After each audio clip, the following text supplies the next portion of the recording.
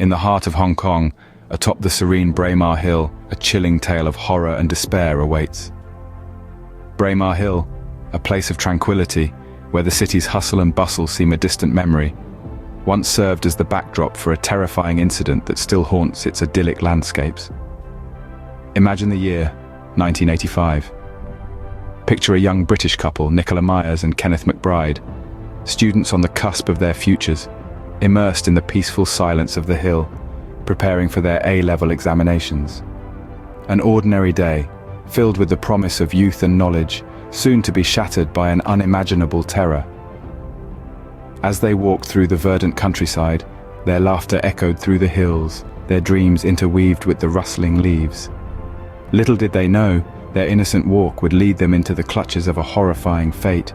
Nicola and Kenneth, two young souls, found themselves face to face with the embodiment of evil.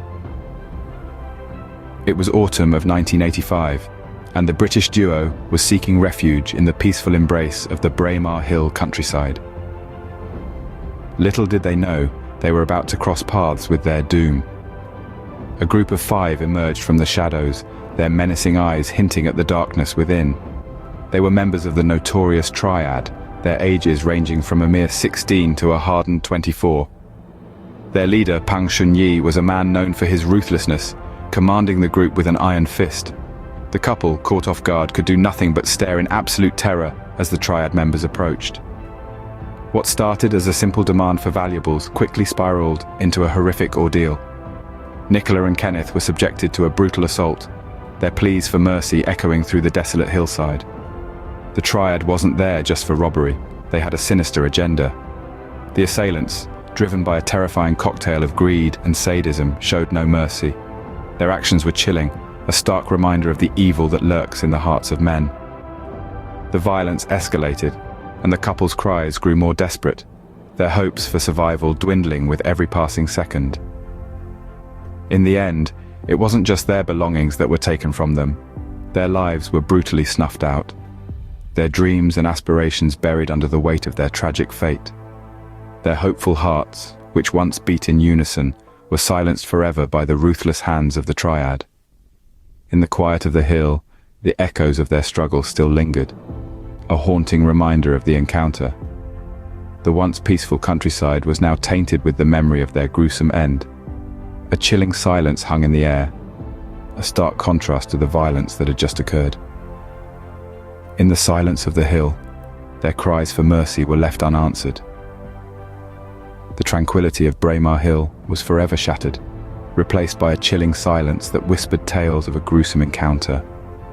A tale of 2 young lives brutally taken, leaving behind a haunting legacy that would forever echo through the hills of Hong Kong.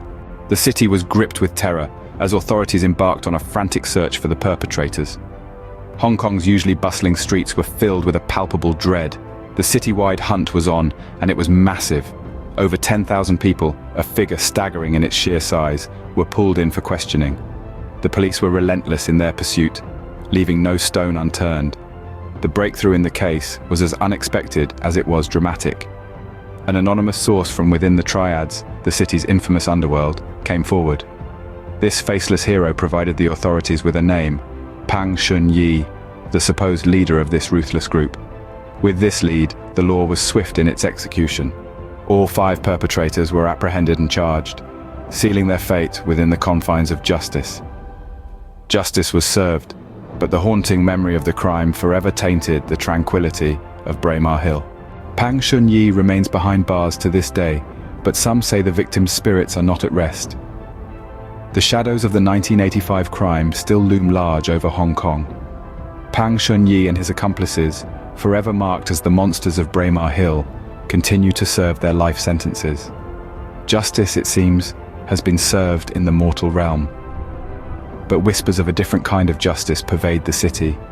An eerie silence blankets Braemar Hill after sundown, broken only by the rustling of leaves and the chilling tales of the restless spirits of Nicola Myers and Kenneth McBride. They say the young lovers still wander the hill, their quest for knowledge replaced by a quest for peace.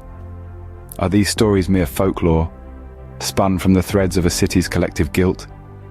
Or do the spirits of Nicola and Kenneth truly haunt their final resting place, seeking an end to their story that was so brutally cut short. As night falls on Braemar Hill, whispers of the past echo, a chilling reminder of a tale too horrific to be forgotten.